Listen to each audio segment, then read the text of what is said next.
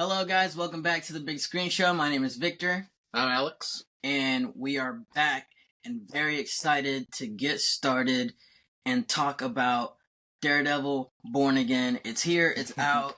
Last night was the 2-episode premiere. We're recording this the day after. Alex, I know you were just waiting for this daily.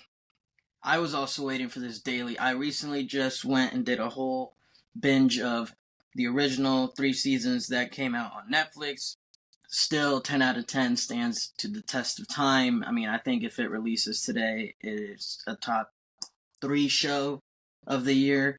And it's a decade later, so it holds its weight still. And now we're here. The next iteration, Disney being a part of it on Disney Plus. Alex, your initial thoughts of the first 2 episodes?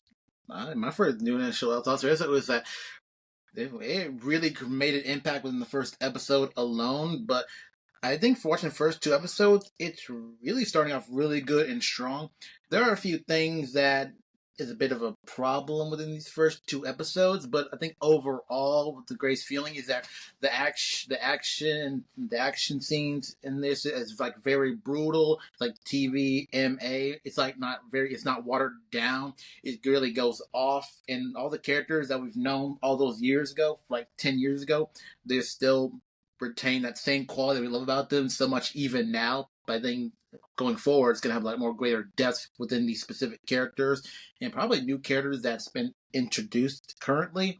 But honestly, the main thing with Charlie Cox and Vincent D'Onofrio, they are just like back as they never left these roles behind. It was just so amazing. And again, this vibe and stuff and writing still feels very good. And does kind of remind me a bit of the Netflix series, but then from the way the show looks now, you can definitely tell it's definitely changed. And there are some things within that kind of a bit of an issue, but I think hopefully doesn't ruin anything. But like honestly, the first 2 episodes are like been really solid, and again, first episode total shocker, and I think really sets the tone what's going to be going forward.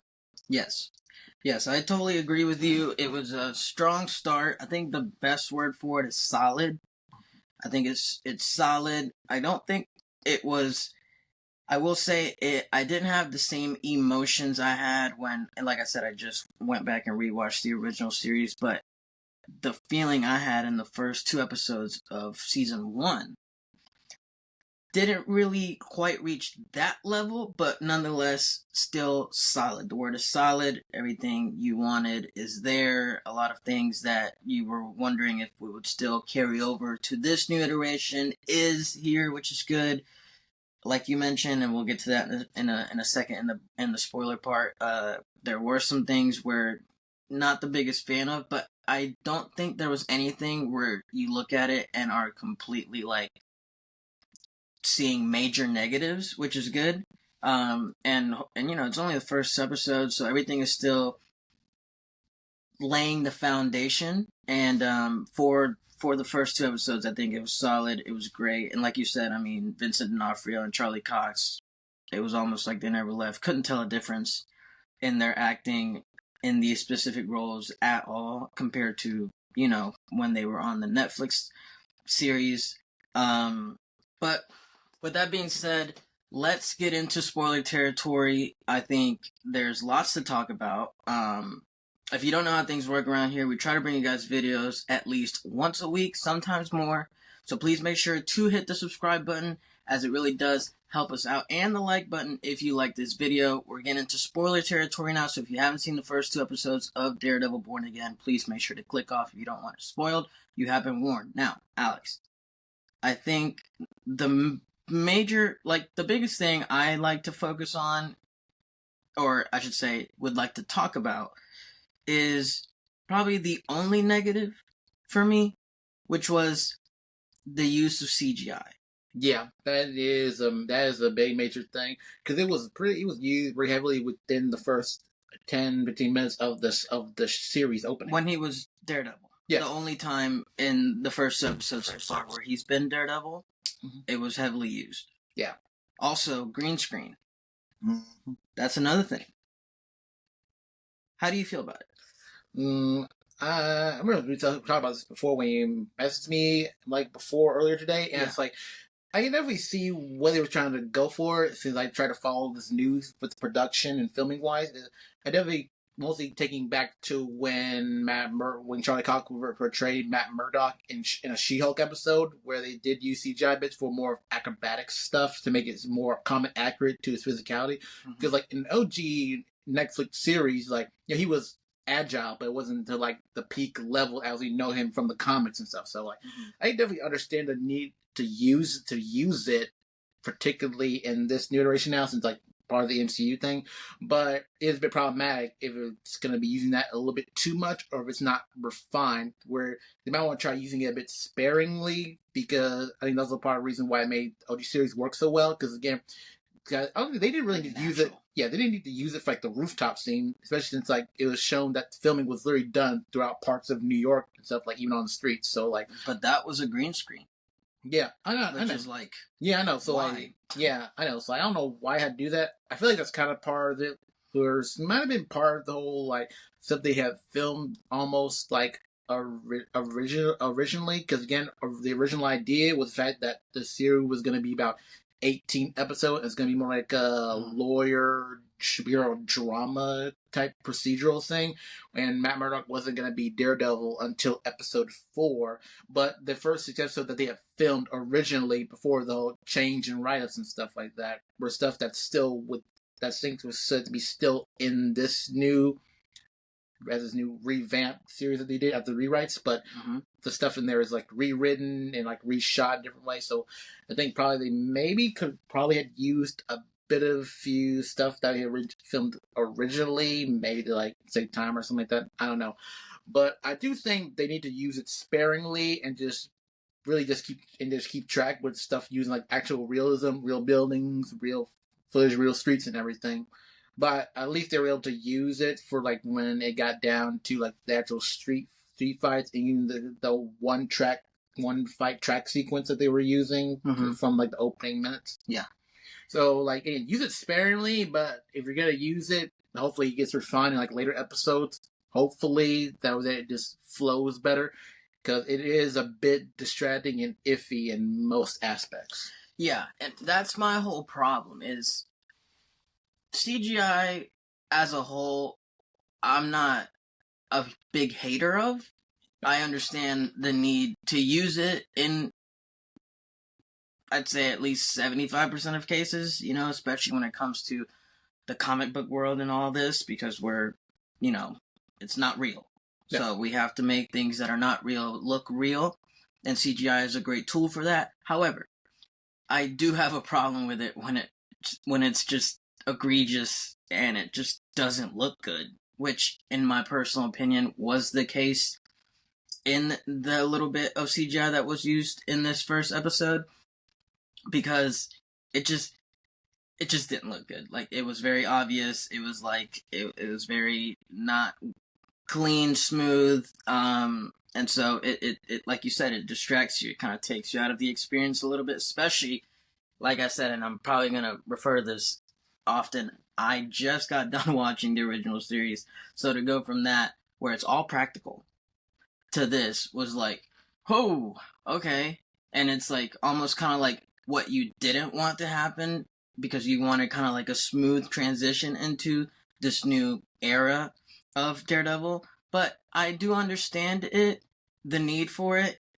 I mean, it is serving a greater purpose for the character because it's more comic book accurate, him using his cane and swinging and kind of being that acrobatic type of superhero, which is the case in the comics, which is great. We love to see that come to life, but there are some situations where I think it's unnecessary. I mean, you could have definitely gone to a rooftop in New York City and filmed the entire rooftop scene. Yeah, 100%. Yeah, because they think back even like in season 2 when he had used his billiard club that was like a grappling hook thing. That was also more practically used. It was practical. All they did, what they did? They just like cut it after he fell off the roof and just went into a different cut where he like landed somewhere else. Yeah, it's easy. You don't actually have to show me him swinging on it, and also on the acrobatic stuff that you were talking about, stunt doubles are perfectly acceptable. maybe Charlie Cox is not able to do these flips and things, but you can find stunt doubles that can. And again, for some of those, you do have to be sure it matches up, like the height, weights. You can be sure so much of the extra stuff. He has a stunt double. Yeah, he has a stunt double. Yeah, that is not a problem. You can find a stunt double for anybody. It's like, I don't know, but all I'm saying is, well, basically what you said. I agree with you. You know, if we keep it light, not heavily used, and hopefully moving forward, when it is used, it improves the quality, then I don't think it'll be that big of a deal. However, if from this point on it is used heavily and it all looks either the same or worse, that will be a major negative for me. Yeah, it'll be mine. Yeah, too. That will be a major negative for me. So fingers crossed on that, and that does not, and that is not the case. But outside of that, it truly was my only negative. I think if I had to nitpick, I would say the strength of script writing was definitely not at the level it was before, but by no means weak. Definitely still solid. Definitely still there. And you make up for it with the quality of acting that you're getting from these people, Charlie Cox, Vincent D'Onofrio, and others, because, you know, the quality of their acting is still top notch. So everything is still coming across very strong. And so I don't think the lack of strength in the script is that big of a thing, especially if you just look at it from a surface level. I'm really just nitpicking, and that's not to say moving forward, because, I mean, again, we're laying the foundation. Moving forward, I expect the script to really show its teeth and grow and really hopefully, right, see that strength that we're accustomed to from Daredevil. Because in my opinion, the original series, that was probably its biggest strength, was the strength of the script and the writing. That, in my opinion, was by far that, and the cinematography. Those two things were probably its strongest attributes, apart from, again, people's, like Charlie Cox, Vincent D'Onofrio's, and others, their acting abilities was top-notch. And so I just hope that continues, and that we keep building on that. So, other than that, I think the rest of it is super solid. We're here, we're back. It feels like it, too. Like, you're not really, like, you do get the sense of, like, oh, this is a completely different show, but also you get the sense that also, like, you're back in the same place at the same time, which is nice. Yeah, it's good, refreshing for that one. Yeah. Any thoughts? No, I think you summed that up perfectly. Yeah. I think we do have to get to the main nitty-gritty thing, which I'm sure the internet has been going crazy about ever since. The death of Foggy Nelson. R.I.P. a legend. Yeah. R.I.P. the legend. How do you feel about this? I actually meant to ask you this. So let's discuss this now. How do you feel about the fact that we kill off Foggy, or they kill off Foggy Nelson within the first 5 minutes to 10 minutes of the new show? My thoughts was about from when Charlie Cox did an interview talking about where he didn't specifically state it, but he said there's a pretty major twist decision that was made in the first episode where, again, he didn't like it. You could tell on his face. And he said that? Oh, yeah, he said he didn't like it, but he understands that for that specific moment, it does reflect what's going to happen for Matt in the future, and it actually does carry on in a very good way. Now, I think execution-wise, it actually does make sense and it fits. But yeah, it worked. Yeah, it worked. I would say though, it really, within leading up to that moment, in the whole first 10 minutes or so leading up to Foggy's death, it really gave the whole mix of emotions where it gives like an opening where things are like nice and happy. We're seeing the trio back together. Yeah, Matt, Karen, Foggy. It's all very nostalgic. We're happy. Yes. Their dynamic and stuff was still on point as if they had never left. Because again, they were like such best friends even in real life. Because like even again, they were so excited to be coming back and everything. Yeah, but but then it just leads right to that moment when you see Bullseye, and Bullseye's introduction is like so badass, where he's breaking into an apartment, and then he with a paperclip, and then right when you see a paperclip gets thrown out of flight against the wall with like such precision, you know who that is. Yeah, they make it so clear. Glove with the circle. target. Yeah. which is awesome. But then it just leads right to that moment where we lead up to Foggy gets shot. You can feel that sense of like dread and dopest and thing like this. Why? And you're basically in like the headspace of Matt when he's fighting Bullseye. Well, why he's literally hearing his own best friend's heartbeat and fading and going. Yeah, and Karen also like crying and in distress. Yeah. Yes. But honestly, I would have very intense moment. Yeah, it really does a really solid job leading with those moments. And honestly, I hate that he's gone, but honestly, with the way it's executed, it's like there really isn't any other type of character, anyone that would have this great effect of change for Matt. Because he's the only one. Yeah, because again, throughout the first 3 seasons, even Karen dying, it would make an impact, and he would still feel loss and grief and intense sadness. But Foggy's been there in his life so much longer. Yeah, see, as a point, because like even from the first 3 seasons, Foggy has always been like, he's the rock. Yeah, the back. He's like guiding light, because like in season 3, he was literally the one that brought Mac back from like his very lowest point, embracing his belief back in the law as he was like recovering from the whole sense. Since as you know, in season 3, Matt was at his lowest, and he was on demon time. Oh yeah. Matt wasn't Matt, to be honest. Yeah, Matt was not okay. Matt was struggling. It was very intense, really, because especially with the way he was going about it.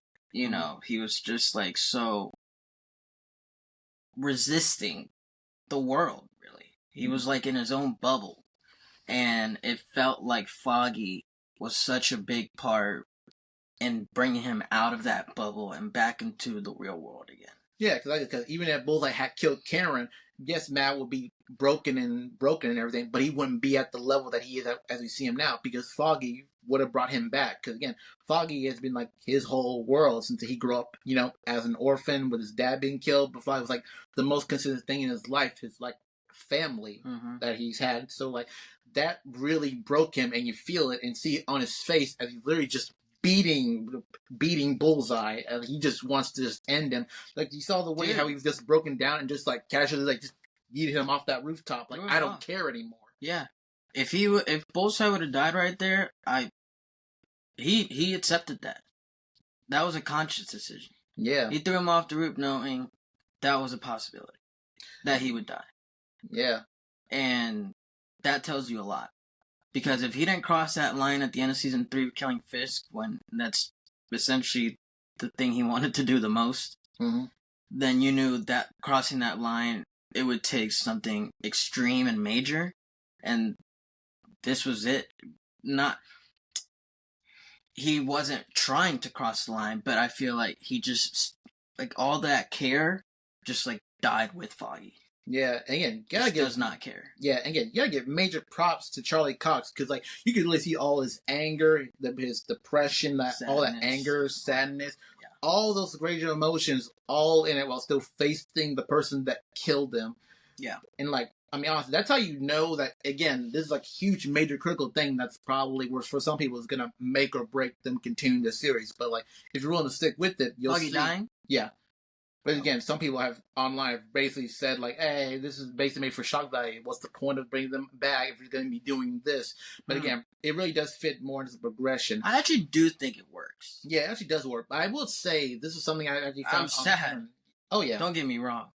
Heartbroken. I was really watching this like, really? Like, this is how we're going to start? Yeah, I thought I was going to cry. Like, I was like, dude, like, what do you mean? Like, we can't start this way. I was excited to get the gang back together. Remember, I just finished season 3, and we had just literally at the end kind of got the gang back together. Yeah. So for me, it felt like I went through this entire journey with ups and downs for it to end in season 3 where we're back together finally, and I'm excited because then maybe now Born Again's coming out, and we do a little bit of what we did in season 1, just the 3 of us, Nelson Murdoch and Paige, and we're doing the thing in the court of law, and then, Matt's out here doing this thing, and then boom, no, we're just killing Foggy. But I get it though. Yeah. It works because if not, you kind of get stagnant, and it also, for what I assume is the character arc we're about to see Matt / Daredevil go through. This is essentially the epicenter of it. Yeah. Foggy's death. Mm-hmm. So it works, I think. Yeah. It's like Batman Death of the Family. You know, it took something major at the epicenter for things to just kind of have this huge arc. Yeah. Yeah, and I think that's what's about to happen. Yeah, honestly, I would say there was something I heard about from people from like the film community who were like huge Daredevil fans. Mm-hmm. Some people, or even some like regular fans, somebody have even said that honestly, they think they honestly wish that this first episode could have been like just a whole extension episode from what the beginning of it was, and then have Foggy's death be like at the very end, because like in the first 5 minutes, it really was setting up the whole beginning of like Foggy with this client, and then this client getting caught up and getting threats from this whole thing from like this Red Hook's crime gang or something like that. Mm-hmm. And then what opened up with more about why Foggy was targeted specifically and everything, which again, since the episode was an hour, so seeing like a good 1 hour time with seeing everybody all together happy, doing their whole lawyer investigator job, everything. Kill at the end. Yep, kill at the end, and Charlie Cox, Matt doing his Daredevil thing to try and find out more and stuff out there. Episode 2 with 1 year later. Yeah. Yeah, sure. That would work. And then at that point, instead of making it a 9-episode season, you make it an even 10. Yeah. Hey. I can honestly see that. But again, I'm still glad that we got what we got, and it still works and stuff like that. I do think that would be potentially better. Yes. Yeah, it would be better. All I do, hopefully, if I'm right about this, I feel positive that we're going to be seeing Bullseye again later on in the series. Yeah, for sure. Due to like trailers and commercial spots that I've seen and online. If not, also they wouldn't have hinted right at the end of that scene that he like opens his eyes and like is alive again. You know. Yeah, I mean, I don't think they'd be doing a cop-out, fake-out thing like that. But I do honestly think if there's going to be a lot more in-depth reasoning of like why Foggy was targeted, or in some type of way situation, or then I am going to feel a little bit sore about where I feel like that is kind of a mess up thing where you have this thing kind of built up in the beginning that you had, but then it's like you didn't do anything else with it. Yeah. I feel like that needs to have a payout. Yeah, I feel like it's kind of make or break for me. But the progression of what it intended for Matt's character does still hold a very strong point. It's like, as long as the writing is still good and there's still a good bit of connection there, consistent writing, then it still works for me. Yeah, no, I agree. And look, we all love Foggy. He is iconic, and it is extremely sad, really. And honestly, major, like, 1,000,000,000%, if you would have asked me name 10 things you expect, none of them would have been Foggy dying in the first 10 minutes. Or at all, to be fair. Like, literally at all. Like, I just did not see that coming at all. So, definitely major shock value. I just hope that, one thing the original Netflix series did was, or one thing that the original Netflix series did very well was give context to things through flashbacks. Lots of flashbacks. Whether it was with Karen and, her life about her brother and living back in Vermont and all that, or, Matt as a child, or his relationship with his dad, and even them in college, or that's one, or Elektra, as well. Like, lots of flashbacks in Daredevil is like a thing. They go together. Yeah. So my biggest hope when it comes to Foggy specifically is moving forward, they still have that vibe of the same, that they still like incorporate flashbacks into Born Again, just like they did in the original Netflix show, and maybe show some things with Foggy and that time span that you're talking about, where it kind of shows things that were missing because there's still questions, and maybe also just good memories to get Matt kind of, maybe he needs like a good memory, some encouragement, some strength to, I don't know. But I'm just hoping to see more of Foggy through flashbacks, I guess is what I'm saying. Yeah, hopefully. But since if it works. Yeah, but Born Again Season 2 is currently filming, and Foggy character is supposed to be coming back, so I feel like that's going to have a major emphasis on the flashback stuff that you're talking about. So you're saying there's probably a good chance. Yeah. Yeah. Yeah. And I also think so. Mm-hmm. But just throwing that out there, that I would like to see that. Just because, sorry, but like 5 minutes and like maybe like 30 words of Foggy Nelson's not enough for me. Yeah. Because I will say, even again, Foggy's death really does cause a huge major rift. And, sorry to cut you off, I want to know what happened with his hot wife. No. Because he was spitting game at the bar. Yeah. So obviously something happened with the fiancée who was soon to be a wife. Oh yeah, they were supposed to be getting married. They were about to get married. Remember? Yeah. That's why I told you last night we were watching it. I was like, "What happened with the wife? They were literally living together." Yeah, that's a good question. So I want to know what happened with that. Obviously, maybe not as important as the other things that will be occurring, but hey, I'm just curious. Yeah, that would be good to see her come back and something like that. But I wonder if some of the things is there still gonna be, because I don't know how far. Timeline wise, it took from like season 3 to see the current thing we have now. I would also like to know that. What's the time frame there? Yeah, no, that's what's the time gap? Yeah, which is why I totally agree with you that if you make that entire first episode kind of like where you end with Foggy's death, but you kind of show us even just some more information on where we've been and what has occurred from end of episode 13, season 3 to now. I think it really brings us back in a really solid way. Yeah. I'm not saying that that's not the case now. I'm just saying I do agree with the fans that potentially would be stronger. Yeah, it would. Man, and I mean, imagine that episode ending with his death. I mean, don't get me wrong. Him dying the first 5 minutes was already like heartbreaking. But if you put that death right at the end, you're just kind of like, no way, because you kind of built up that false hope already for like 50 minutes. Yeah, so if we were like following the production stuff like that and the news, yeah, that definitely would be a major surprise for other people. But like some of us, they would have hit harder. Yeah, for some of us who were like closely following the production and everything, you knew this was coming. Yeah, I was just wondering how it was going to be executed. You knew this was coming. Yeah, man, I sure as hell didn't. Yeah, some of us were hoping that maybe they were trying to trick us and everything, but then with some of the set photos and filming and footage stuff like that, it's kind of hard not to think that they were going to go that route. Now, see, it still works for me. It's just that I would just been very upset, pissed if they didn't do it like in a very good organic way. Yeah, as best they could. Yeah. Now, we love you, Foggy. R.I.P. But on that note, I think we should move on to probably the next biggest topic. Wilson Fisk is mayor of New York City. Yeah. How do you feel about that? This city's doomed. It's giving Trump vibes. I didn't want to say it. But yeah, I mean, it's hard not to see that. I feel like that's kind of, kind of in the back of the minds of the production, potentially. Kind of making a, what's the word? A relation between current real world situations and, within the show as well. Yeah, because again, even since Fisk being mayor of New York was something that actually did happen in the comics and everything. And you said it did? Yeah, it did. Oh, okay. Was mayor for like quite a while. I forget if it was during like another comic book run or the one that was made from Chip Zdarsky or anything like that. I forget.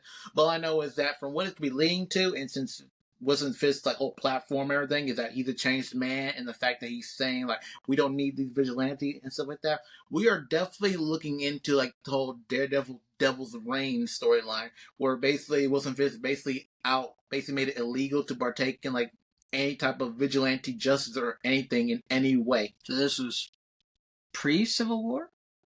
It was post-Civil War. Oh. Devil's Reign was like, because Devil's Reign stuff like happened like a decade since. I think that was the storyline Devil's Reign, but I think it was back in 2023, I think, or 2022. It's fairly recent. Yeah, it's fairly recent, but it's still a very large scale comic event that spanned off from different characters like Spider-Man, Luke Cage, Jessica Jones, most of the superheroes of New York City. Right. Yes. Interesting. Did he succeed? Or is it over? I guess is my question. That run ended. Yeah, it ended, and then Luke Cage became the mayor of New York, and then took down the whole registration act. I don't know if I think he took it down because it was still a bit of a whole thing where Luke Cage had to hide his identity to be a vigilante for some other story. Again, some of the details are a bit fuzzy for me since some of my reading of comics has been kind of a bit slow. Yeah, but I think it's interesting. I think it's kind of like I'll say this: I have no idea where we're going at all. I'm in complete I'm gonna be on a weekly with this, where I probably could not give any guesses as to what will occur in that next episode or that next episode, because him being mayor is not something I ever imagined would happen. I can kind of see, and the whole Vanessa thing is quite interesting. Yeah. For her to be essentially top dog now of the whole Fisk empire, if you will. And, Matt still being Matt in the sense that he's still a lawyer, but he's not Daredevil anymore. And the fact that he has a law firm with Kristen McDuffie, who Foley was trying to rizz up at the bar before his death. R.I.P. Yes. There's a lot of questions. Like, what is he was asked why he wants to be mayor, and he gave some BS. Like, I just want to make the city better. Yeah, I think. What is his actual goal? The thing is, I think he actually does believe that he thinks can make a major difference without using his whole kingpin, other life and everything. And again, his whole thing, I also think it's another type of thing we were talking about earlier about what happened between these instances like Daredevil season 3 and then Born Again here. It's kind of the same thing was kind of brought up with Fisk, because again, at the end of season 3, he was going back to prison. Mm-hmm. But then in the Hawkeye series, he's like, hey, he's out from prison, he's doing his kingpin shit. And then, which the series you didn't watch, it was like the Echo series, which takes place after the Hawkeye series, where he's still doing his kingpin thing. He was in that? Oh yeah, he was. He was in the back in the last 3 episodes, something like that. Okay. But after his niece / apprentice, Maya Lopez, she basically gained her supernatural superpower abilities, and she basically took away his type of trauma stuff that he's held on to. Because back from the first 3 seasons, being a child. And back to the first 3 seasons where he's staring at that rabbit in a snowstorm painting, that's kind of been his whole thing throughout those seasons. Mm-hmm. He kind of took that charm away and kind of gave them a bit of clarity and stuff like that. So it's things like best way to get rid of vigilantes and maybe become a new change reformed man and stuff like that. I think that kind of brought some type of idea thing to him. But again, if on episode 2, he still has that bit of kingpin stuff that he's trying to be. But he's got to be a bit more subtle since he doesn't want any other thing to fall back on him. Yeah.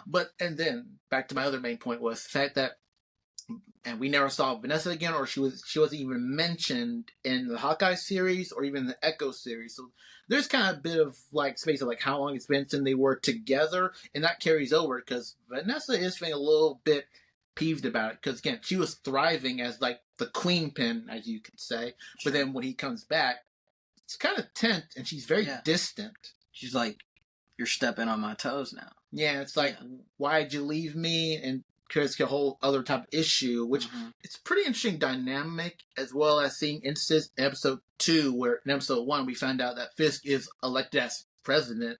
I mean, as mayor and everything. So it's you see him trying to get used to the position, but it's a bit slower to get stuff done compared to what he did as a crime boss. Yes. And you can really feel that in the way he talks or how he's sitting.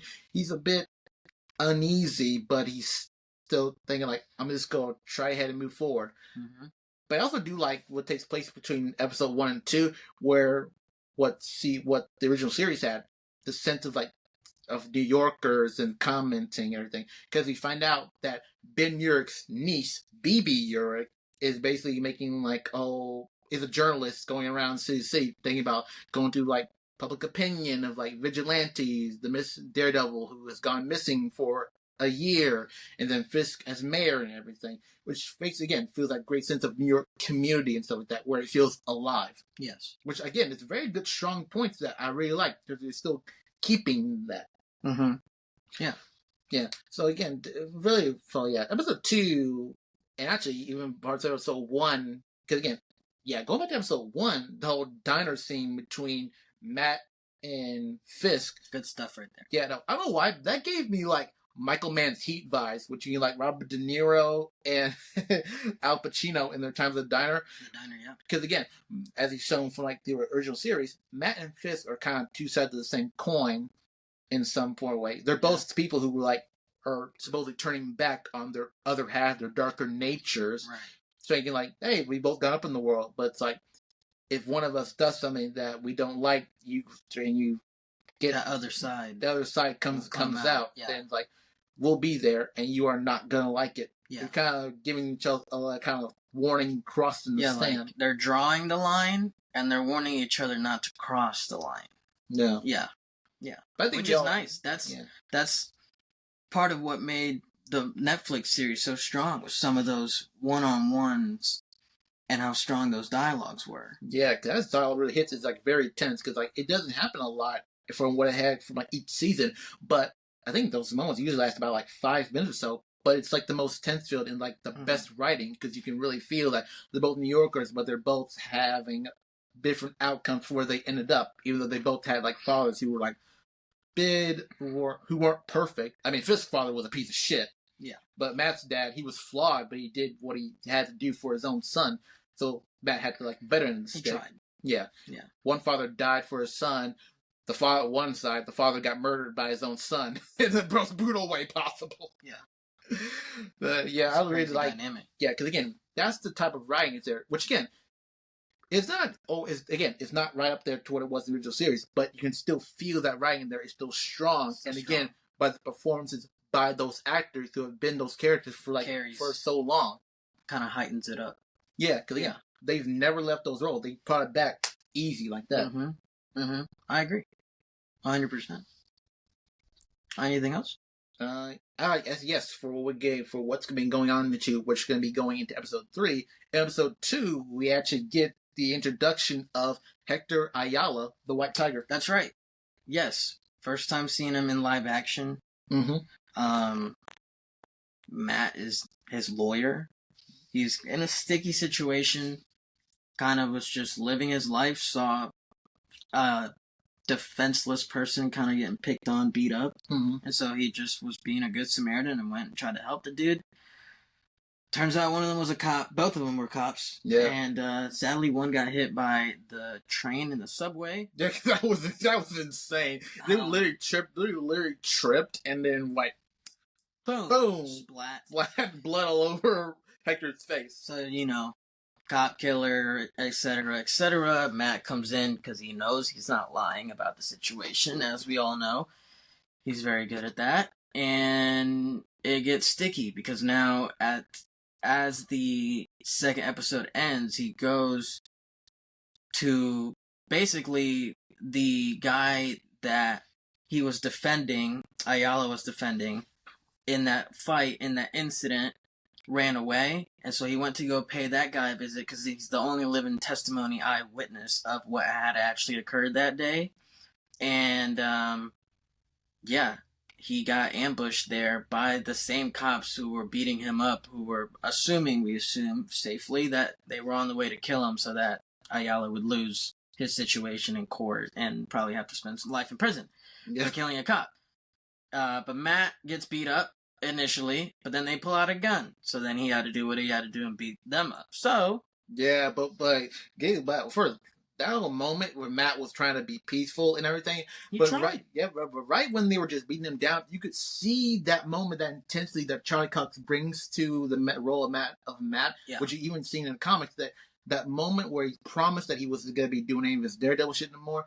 it's like what it was from like the original series. Like he's letting they made him let the devil out. Yeah, and he told him he brutalized. He's like, don't do this. Don't make me do this. Yeah. They pulled the gun out. Then not only did he pull it out, because even when they pulled it out, he was already telling them like, you don't want to do this. But then he loaded the gun. He cocked it. Mm-hmm. Got to do what you got to do at that point. Again, that was a great show. And that was good stuff right there. Yeah. That's some good action. They still got it with the action, by the way. We haven't really touched that as much, but it's still definitely very present. I heard they hired the stunt coordinator, the like fighting choreography coordinator from season 1 and 2.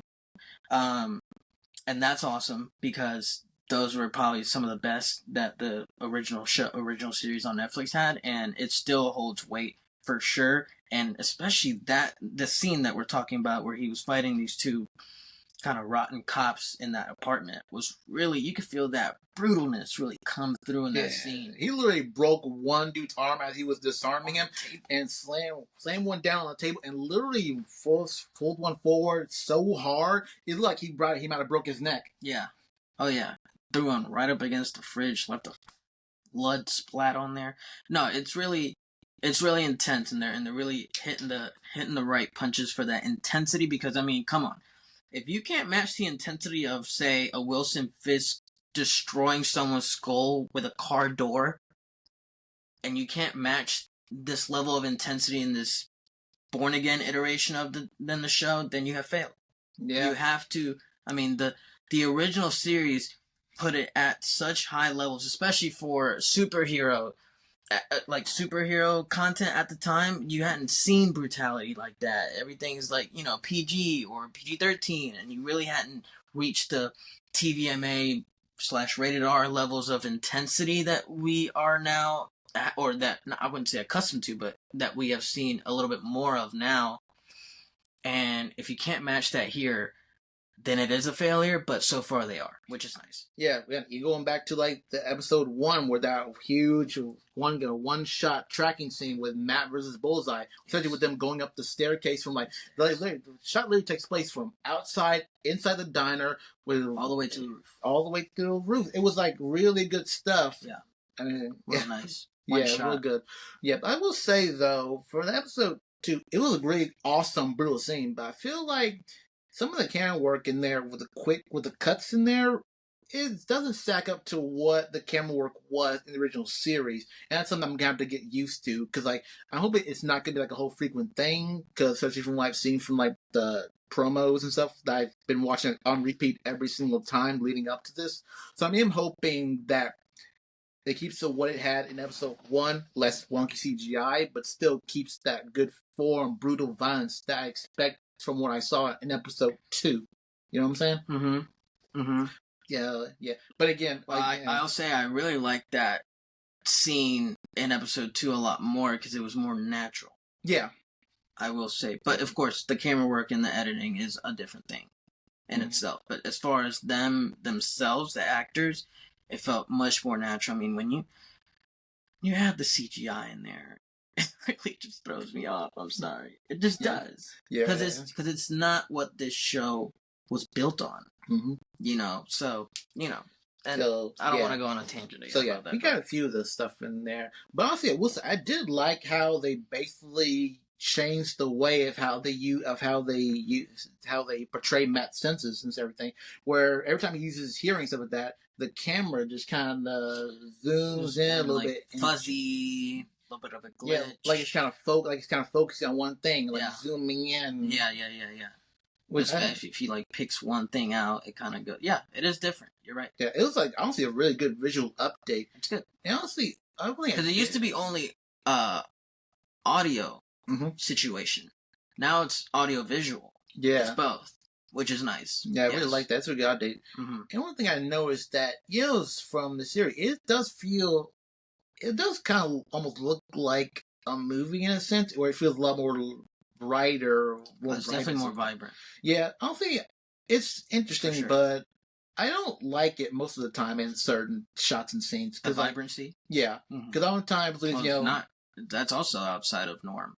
Yeah, for the show. Because the OG was like more grimy, more personal, intimate with low lighting stuff that was done in a good way where you still see everything. Yes. Since you had like use of like neon lighting and stuff for some things like that. Oh yes.